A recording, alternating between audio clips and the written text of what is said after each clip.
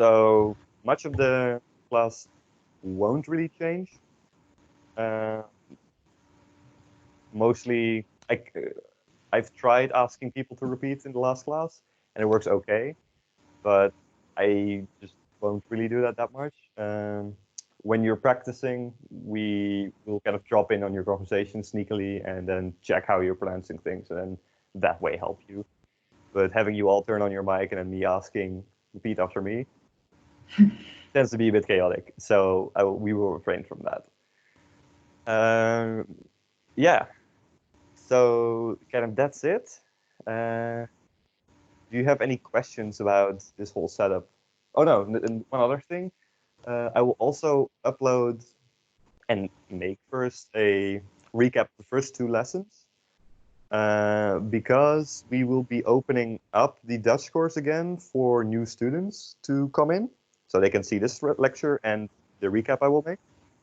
And they can join later. We will get an email about this, sort of. And they will be able to join for free, which means that you will probably, most likely, don't hold me on this yet, but most likely get some money back because we won't be able to do the final drinks and the social activity that would be scheduled for next week, of course. In case you wondered whether we would still do that. No, but you will get some money back, probably, most likely. Don't sue me if it turns out we can't do it. But this means that more people will be able to join because, like you see, we are with 9 people now, which is nice, but we can accommodate a lot of people now.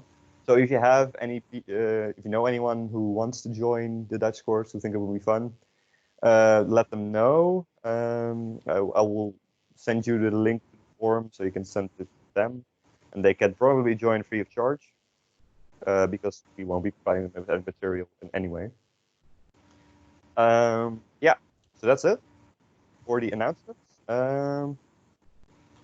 If you have any questions, let me know right now, and otherwise we will continue, and I will let Bleun do the introduction.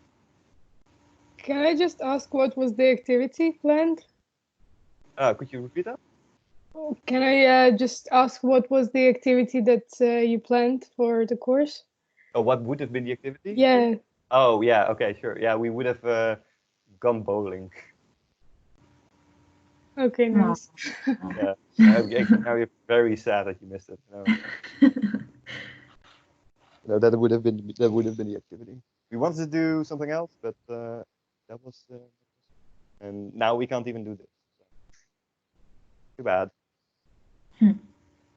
Okay. Then Bleun, you can click on. Oh, I can click as well. Yeah, you can on the PowerPoint. You can say take over, and then you're in. Oh, okay. So now it works. Okay, cool. This, yeah, this is not really handy to do, but of course I hope you're all good, you're healthy and safe at home. Here are the phrases we practiced some weeks ago. Yeah, there's not really, there's no sense of using them right now, but I hope you can still apply them in everyday life. The theme of this week is onderweg, which means being on the road, going somewhere, and this is a structure. Right now, but. Sorry. Yeah. Oh, no, I wasn't talking to you. I was like talking in general. That you didn't travel that much right now. Oh yeah. Well, yeah. There's no lockdown entirely, but let's hope. Stay inside, indeed. This is the structure of today.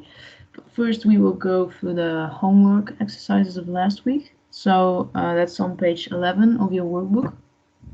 Oh, excuse me. First, the word of the week, of course, which is Utrecht. And this is actually, as you can see, the city we're in right now. but it's spelled differently because it's mostly used as another way of saying it. And you can see that the T at the end is gone, and the G is also spelled differently, and it's mainly used by Utrecht supporters, the football team, and they yell it very loudly. I don't know why. I think it's the local accent, right? They have here. Because they say like Utrecht. They say it a little bit differently. And yeah, that's the word of the week. I don't know if there are any, if it's really relevant to use. You could use it outside and people probably think that you're a local. But yeah, that's sort of the nickname for the city, I guess. Also how it's spelled or said in the local dialect. That I don't know anything about, except for that this is how they say the name of the city. It seems like a sort of inside joke between the locals here. I don't know. Yeah. I'm not from here, so I'm also not from here, so take this with a grain of salt. We're just outsiders now. But okay, so that was the word of the week. And again, mention or pay attention when you have the U sound. I hope you can pronounce it by now, but so it's E, but then you make your lips round, so EU, EU. So you can practice that. I hope you're doing that right now. But let's look at the homework of last week. You were meant to do some math, which is always fun, and I have the answers here. So, of course, you had to write it down in Dutch. So I will also tell the answer in Dutch. 13 plus 5, 13 and 5 makes 18, 18. Then 8 minus 0, 8 min 0 is 8. 15 divided by 3 is 5. 15 gedeeld door 3 is 5. Hey Plein, kun je misschien bij dat ding waar je op take control klikte, staat er ook zo'n oogje. Misschien kan je daarop klikken. Want waar staat dat? Waar je op take control klikte bij de slide, staat er volgens mij ook een oogje. Ja. Want oh, nee. Dan moet je, oké, nou maar, je had het al goed. Kun je op de andere doen? Want because otherwise was last time the problem that you could click through the slides on your own, but that should not be possible, or that's not very handy. Okay, so I should do it. I should click on it again on the little eye. Yeah, it should be crossed out, the eye. Okay, now it's crossed out again. Great. Okay, so back to math. 30 plus 6, 30 plus 6 is 36, but remember in Dutch we say the small numbers first, so 6 and 30, not 30 6 or whatever.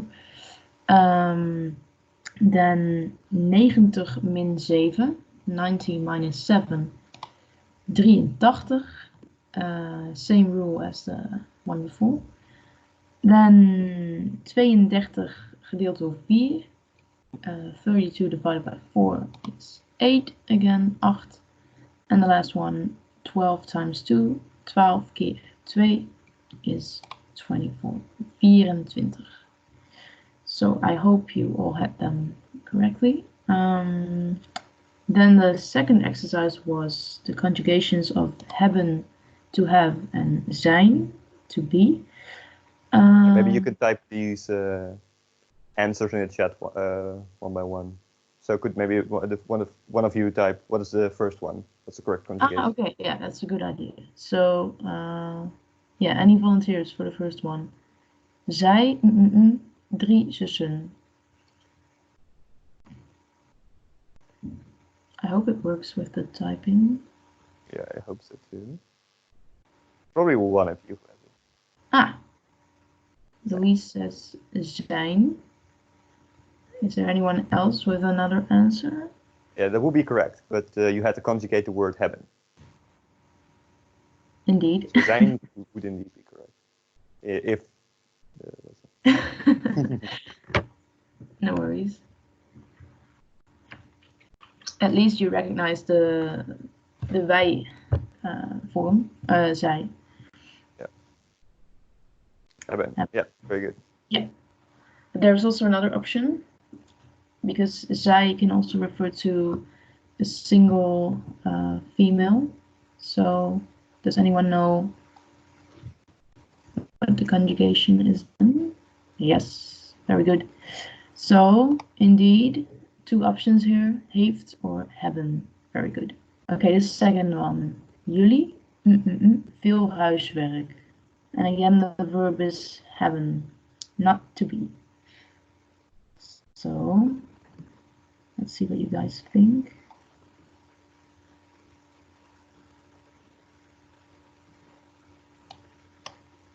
Anyone?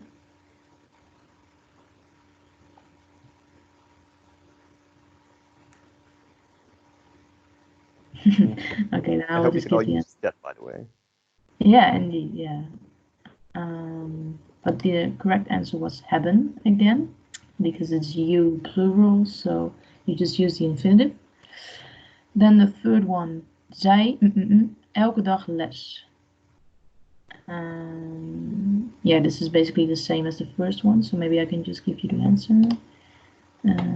She has everyday lesson, or they have lesson every day. Okay, then the fourth one is the verb to be. Wij 20 jaar oud. So yes, very good. Wij zijn 20 jaar oud, which refers to age. We are 20 years old.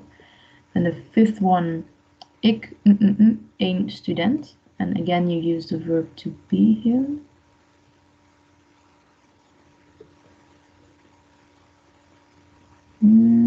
Okay, so ik ben een student. I am a student. Yeah. And then the last one. I see good answers now. Yeah. Is a question. Jij in Utrecht? No. I see heb, but heb is again a conjugation of to have, not of to be. But if it would have been to have, it would have been correct. But indeed, it is ben jij in Utrecht. So the rest was correct. Okay, well done, guys. Yep. And then the third exercise is also hard to control maybe right now, but these were all open questions. Are there any? Oh, no. Okay, so you could answer maybe this. you can. I think this will be kind of Yep. hard to do. Yeah, indeed. Yeah, but if there are any questions concerning how to answer this, then just let us know in the chat, and we can help you. But yeah, indeed, maybe for now it's better to just skip this and go to the regular verbs. Yes. Yeah. Here. So yes, we will go to how to.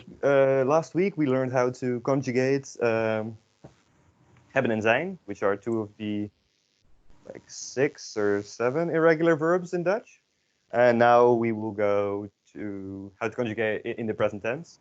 And now we will talk about how to conjugate any regular verb in the present tense, which is almost every verb. First, when do you use the present simple in Dutch? So in English, you don't use the present simple that much in comparison to the Dutch. In English, you would more often say use a continuous, present continuous. In Dutch, we almost always use present simple in those cases. So the first is to refer to a momentary action that coincides with the moment we are talking about it. So something that's going on. So if I have a chair here, if I will sit on it, and this is what I'm doing. In English, you would say, I am sitting on a chair. In Dutch, you would say, in the literal translation to English, will be, I sit on a chair. Ik zit op een stoel. And that is the main difference, I think, between the usage of the present simple and the present in Dutch and in English. So it's much more used than English. Second is to refer to an ongoing, habitual, repetitive action or state. This is also what you use in English. So, for example, in English you would say, when I wake up, I brush my teeth. In Dutch you would also use it in that way. The third is to refer to a future event in combination with an adverb of time. This is also different from English. So the example is, morgen regent het. Tomorrow it rains. It would be literal translation in English. In English, you would always use the future tense in this sense. You would say, it will rain tomorrow, or it'll rain tomorrow, it's going to rain tomorrow, whatever. So it rains tomorrow. You maybe could say, it sounds a bit dramatic, but you would, in Dutch, you would could use it, het morgen regent het, but you could also say, morgen gaat het regenen. We will get to that in a bit, in the future tense. And 4 is to refer to a hypothetical if-then situation. So if the coronavirus outbreak will spread further in the Netherlands, the country goes on lockdown, will go on lockdown, in English you would say. And in Dutch you would say, the country goes on lockdown, literally. Het land gaat op slot. Which is also sort of a future tense situation here. But in Dutch you would almost always use the present simple here. Now, again, that's kind of okay to know how it is, when to use it, but more interesting is how to use it. So, in Dutch, usually when we give you a verb, we give you the infinitive. And to construct the crude stem, or the stem, I will call it for now, from the infinitive, you take the infinitive and you chop off the en. And then you got the crude stem. And in some cases that is the stem. So here our example is werken, which is to work. To get the crude stem, you chop off the en and you get werk. So can you repeat it after me? I can't hear you, but just try. Werken. Wow, you did a great job. I'll make the joke so many times, you'll get sick of it. You're sick of it already. So the infinitive is werken, and then the I is just the stem.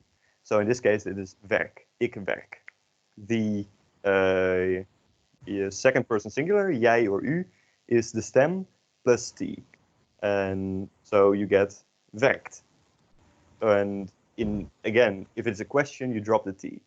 So it is not werkt jij, it is werk jij. Hij, zij, het, so he, she, it, is also just a stem plus t. So it becomes werkt. And wij, jullie, zij is very easy, it's just the infinitive again. So it's just werken, wij werken, jullie werken, zij werken. Kind of straightforward. The only difficult part kind of here is how to form the stem from the crude stem. So for werken, it's easy. The crude stem is the same as the stem. But there are some rules, which you can also find in your booklet. So first, to form the stem of the word, you need to take the crude stem. So just take the infinitive and chop off en. And then what you're left with, this is the crude stem. You apply these 3 rules. Oh, you're still seeing the slide 10? In that case, you can click through it yourself probably. And you can continue to this relevant slide. I'm not really sure how to fix that otherwise. Is everyone else seeing the correct slide titled Rules? You cannot click through. Oh, that is unfortunate. And now, okay. can you try it now? Now you should be able to click through. Jeff, you're seeing the correct slide. That's great. Okay, Yeah. thanks. Okay, now I'll just keep this, and I think if I click, you'll still see the correct thing. If not, then you'll have to click through it yourself again. Okay, so the 3 rules. The first off is that long vowel sounds get conserved. Here's the example of the verb kopen, which means to buy. If we chop off en and form the crude stem, oh, okay. That was me, sorry. I will take control again.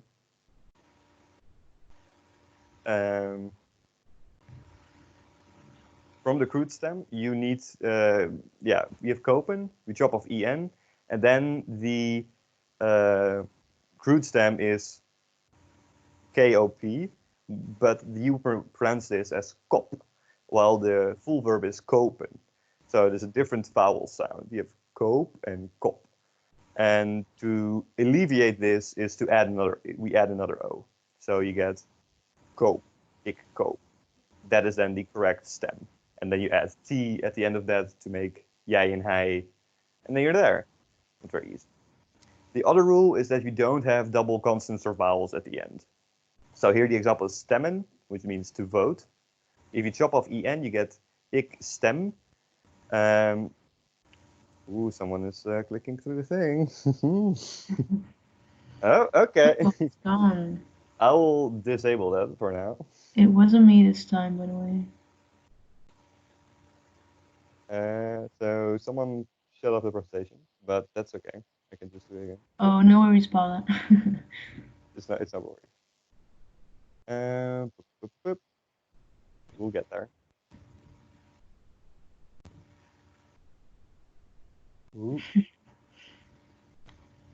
If you want to look to the presentation at your own pace, it's also in. Oh, that I forgot to say that. If you go to the Teams and then to the general channel, if you click on Files, you can just see the presentation yourself, and the recordings will also be there. So you can just download them and view them at your own pleasure if you want. You can do it later. You can do that now on a separate screen or something. I would recommend try to follow the presentation right now, but you do you. Okay, cool. So, if you have the crude stem and you chop off the infinitive, you chop off en, you get a crude stem. If it has two consonants at the end, you leave the last one, you throw it away. Because in Dutch, that doesn't make a difference for spelling, and we want to make our spelling as concise as possible. So you don't get ik stem with two M's, but you get ik stem with one M. And double consonants never change the pronunciation of the consonant. So it's not like stem is pronounced differently from the stem in stemmen. You don't say stemmen, for example. It's just the same. And the other example is staan. There is no en at the end there. This only happens with words that have a. So if you chop off n, you get sta with two a's, but that is not necessary. So you get rid of the extra a. So it's sta. And the last rule is that at the end of the crude stem, Z becomes an S and a V becomes an F. Because in Dutch, we don't like having voiced consonants at the end of words or syllables. So reizen, you chop off the en, you get ik reis, but we don't want that in Dutch, so you get ik reis. And the same with durven. Reizen means travel, by the way, and durven means to dare. If you chop off en, you get ik durf, but we don't want a v at the end, so we make it an f. Ik durf. So those are basically the rules.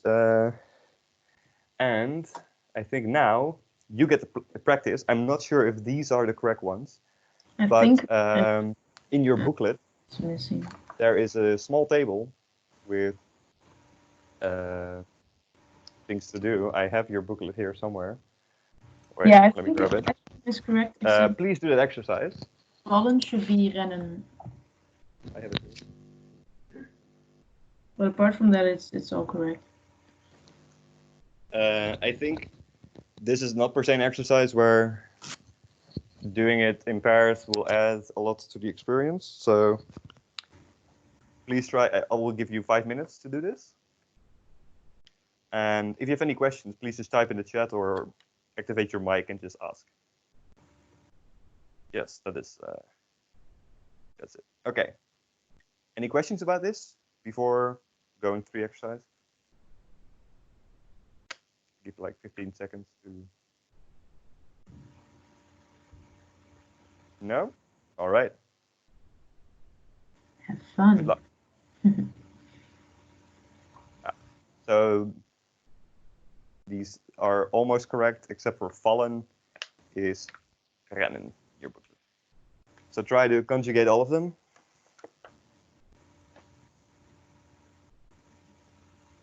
And if you are already done and I've been giving you too much time, let me know so we can move on. Staan de antwoorden straks gewoon in de slides ook, Thomas? Elmer staat niet in de slides. Misschien is het waard om die even uit te typen ergens misschien. Maar... Ja, misschien gewoon in de chat anders. Ja.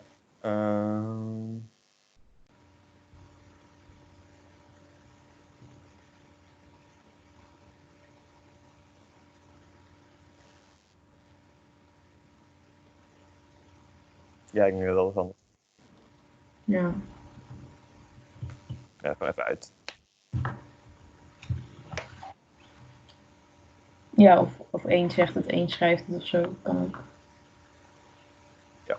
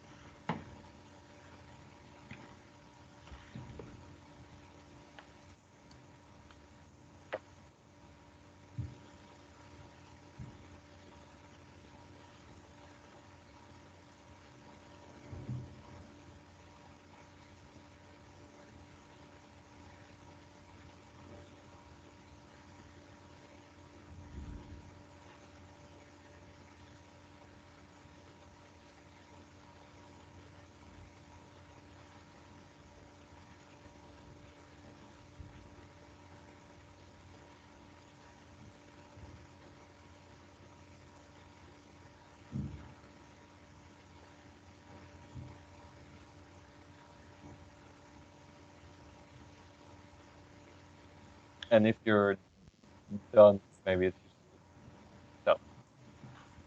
Yeah.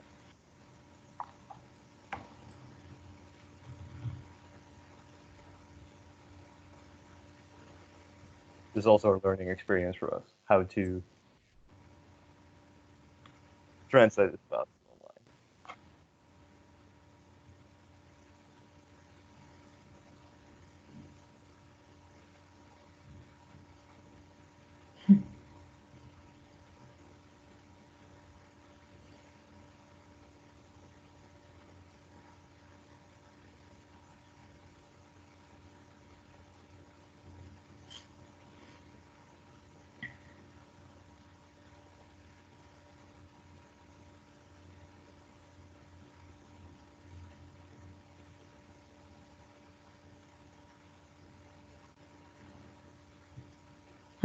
Yeah. Oh, yes. If you can just type in the chat, I'm done. That would be great. Oh, I actually already I gave you 5 minutes, and I think 5 minutes have passed, at least. So I think we will just go on to discussing. Yeah. In principle, it's also kind of straightforward if you get the other ones. So maybe Plan, you could write the... Yeah, I will type the answers in the chat. So, or... I will just ask someone to. I will call you out by name, and then please unmute your microphone and tell us just go through the thing and tell us. So Maria, could you do the conjugation of reizen?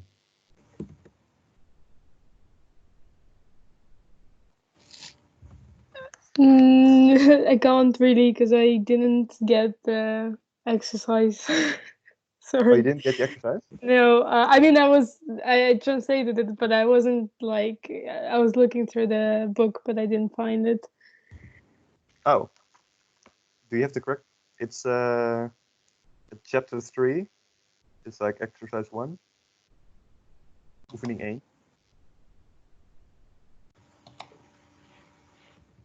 And which slide is it supposed to be on?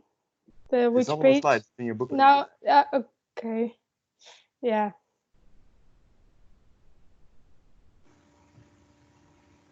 Okay, maybe I'll ask someone else.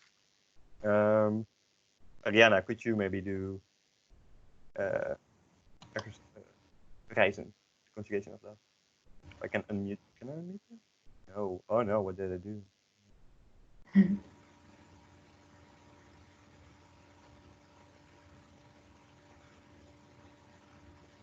Ariana, maybe? No? I cannot force people. Okay. This is going well.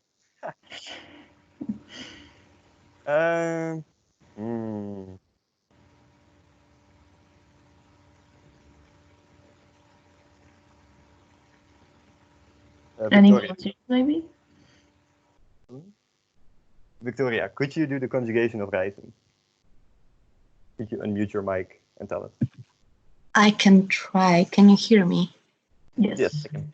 Okay, so it's raised, reizen,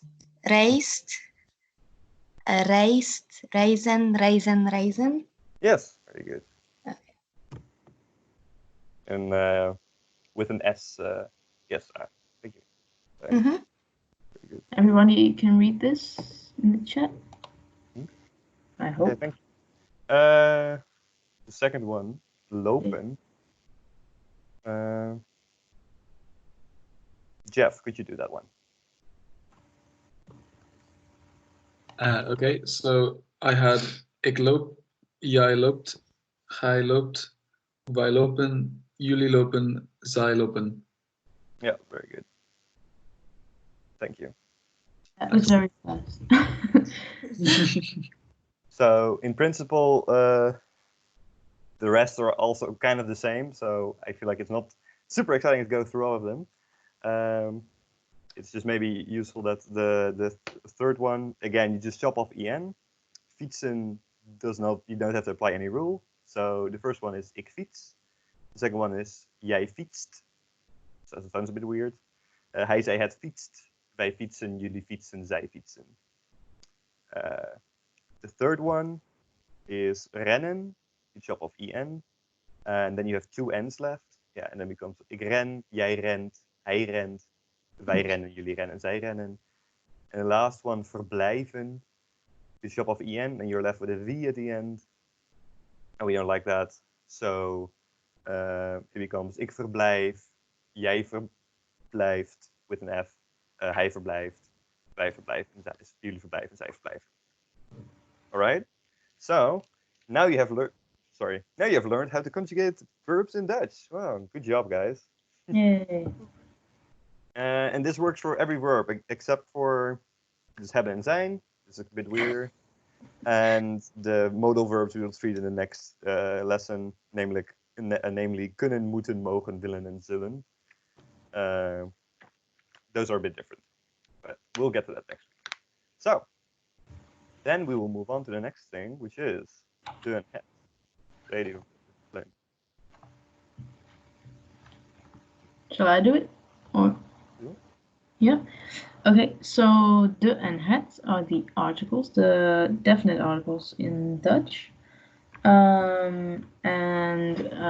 It's not the case that one of them is for masculine words and the other one is for feminine words, but it's De is usually for both, and het is neutral, so het is not gendered at all.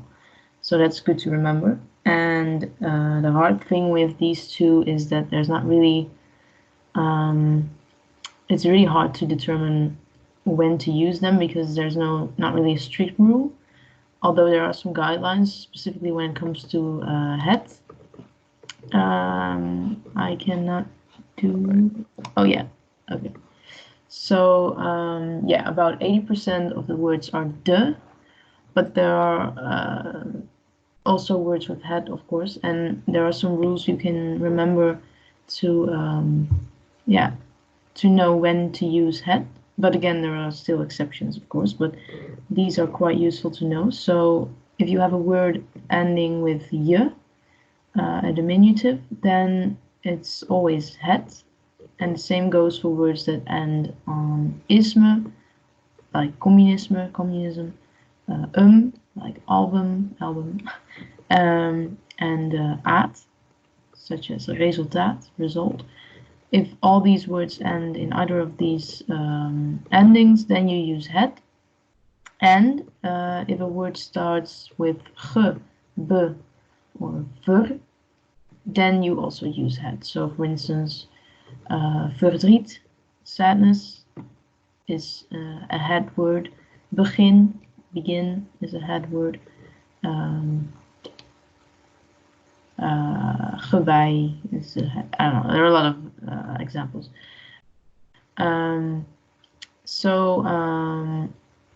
Now you can, I think, do the first exercise of this, which you can find on page 12. There's another slide about It's not a slide. Ah, sorry. Oh yeah, of course, plural.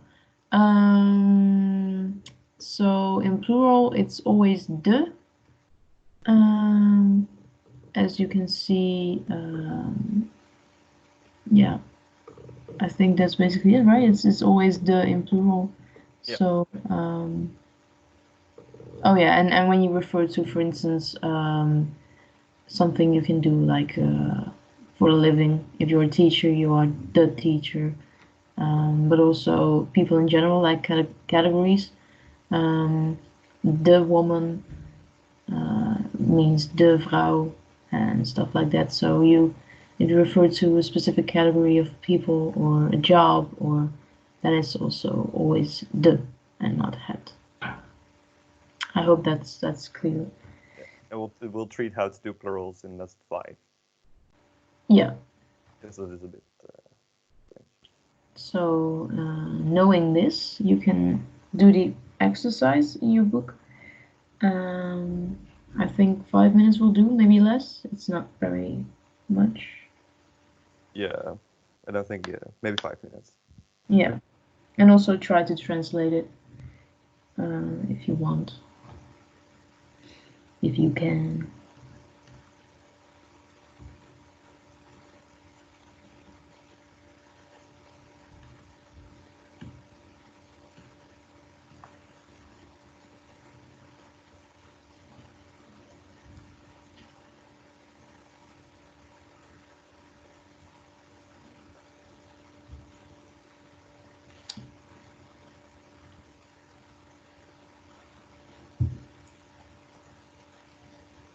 And also, again, maybe let us know in the chat if you're done.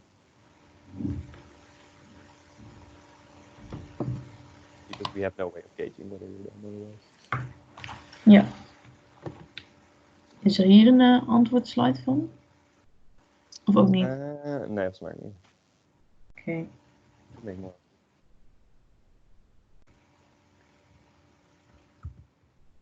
Oh, that's fast. That is fast, guys.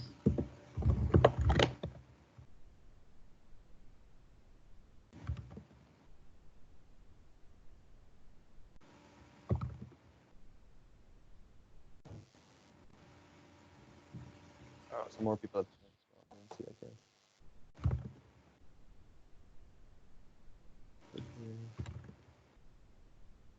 Okay, I can't see who joined, but welcome. I have no idea how long you've been here.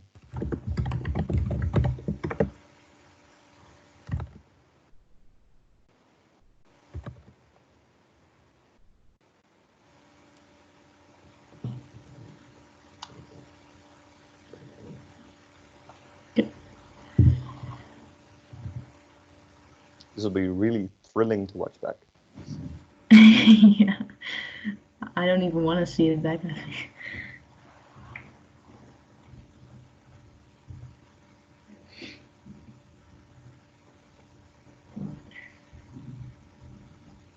Okay, so people are. These have to be done. So I think it's if you go through the answers, then I will type them in. Oh, I already typed everything down. You've already typed it? Yeah, but I didn't Oh, press. okay. Well, then I will go through the answers. Yeah. So the first one, again, I can ask you, but these answers are kind of short, and that will not be very interesting. So the university is de universiteit. You would have no way of knowing that, but it is de. School is school, is also de. Museum, which is a museum, is het because it ends on bushalte is de. You would also have no way of knowing that. This is a thing that I should have mentioned. It's not in the booklet or in the slides. But most words are de words. Approximately 70 to 80% of them are de. So if you don't know, just de. That is the best thing you can do. And otherwise, you just have to learn it by heart. Moving on, toerisme ends on isme, so it's het, which means tourism. Bankje ends on je, the diminutive, so it's het bankje. And bankje means little bench. Mechanisme ends on isme again, mechanism, het. Trein means train, is de trein. And lastly, verkeer. It's a two-syllable word, starts with ver, so it is het verkeer, and it means traffic. So I also typed it in the chat. Yes. Yeah. All right. One slide, and then we'll have a brief. So lastly, we had the definite articles, de and het, which are the equivalent in English of the. And in Dutch, we of course also have an indefinite article. So in English, those will be a and an, or and un, whatever. In Dutch, that definite article, we only have one, is een. So it's spelled the same as the number one, but number one is always pronounced as een, and the indefinite article is pronounced as een. That is kind of different. It is the same for all nouns, de or het, doesn't really matter. So it's een bankje, een trein, whatever. And importantly is that plurals don't take an indefinite article. I'm not really sure what I want to say with that example. I'm pretty sure it should not have been the plural, but it should have been an example of een. So it says de auto's. Now that is very true. But what I wanted to convey is that de auto is the car, and a car is een auto. And het paard means the horse. The plural is indeed de paarden, but the indefinite article version is een paard. So it's always the same. And if you have multiple horses, then you would just say, and they're not very specific. So there's a couple of horses there, and you say, oh yeah, er staan paarden daar. There are horses there. Just like in English, there's also not an indefinite article in the plural. And again, the plurals will be treated in class 5. So if you think, what the hell is this weird apostrophe at the auto? We'll talk about that later. So yeah, that is basically de, het, and een, the articles in Dutch. Not very exciting, but it's good to know. Good tip, every time we teach you a word, please write down whether it's de or het. That will save you a lot of time later, or not save you a lot of time, just make it easier for you to remember if it's de or het. Because there's really no that fast rule to determine whether a word is de or het. You just have to learn. So yeah, that's basically it. Any questions about this? I will give you like 20 seconds to say type a question in the chat. If so.